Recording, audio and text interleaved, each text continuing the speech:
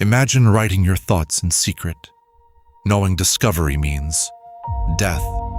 In July 1942, 13-year-old Anne Frank and her family vanished from the streets of Amsterdam, slipping behind a hidden bookcase into a cramped secret annex. For 2 years, Anne's world shrank to just a handful of rooms shared with 7 others. Through hunger, fear, and the constant threat of betrayal, Anne's diary became her escape, her confidant, and her voice.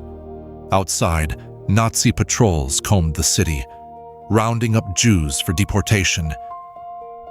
Each footstep on the stairs, every unfamiliar noise sent panic through the annex. Anne describes this terror in her diary. Writing, Margot Frank said, "We're never far from thinking about what next." But Anne found hope in the darkest corners. She captured stolen moments, the chime of the Westerkerk clock, the laughter of her sister Margot, a blossoming tree glimpsed through the attic window. Her words show a teenager yearning for freedom, for love, for life beyond the walls. Food became scarce. Helpers from the outside, Miep and Gies, Victor Kugler, and others, risked everything, bringing rations, news, and encouragement. Anne wrote of their courage. Anne Frank said, "We are not alone. Good people remain, and courage never fades." By day, they hid in silence.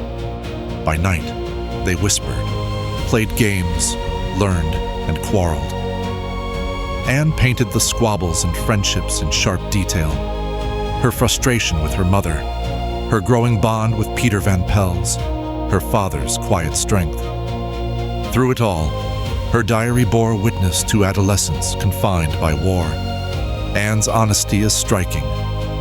She described her fears of being found, her longing for normalcy, even her doubts about faith and humanity. Yet, she also wrote about hope. Anne Frank said, "I keep my ideals, because in spite of everything, I still believe that people are really good at heart." Outside, the doorbell rang with dread. Inside, Anne turned isolation into reflection, recording her thoughts on love, identity, and what it means to be human. At night, she could hear bombers overhead, reminders the world beyond continued, indifferent and dangerous. In August 1944, the hiding place was betrayed. The Annex's residents were arrested and sent to concentration camps.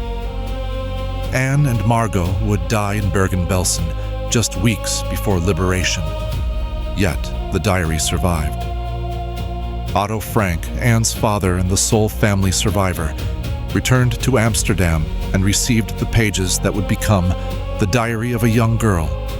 Across the world, Anne Frank's words echo. Her hopes, her fears, her life preserved in ink. She wrote not just for herself, but for the generations who would seek to understand how hope endures in the face of horror.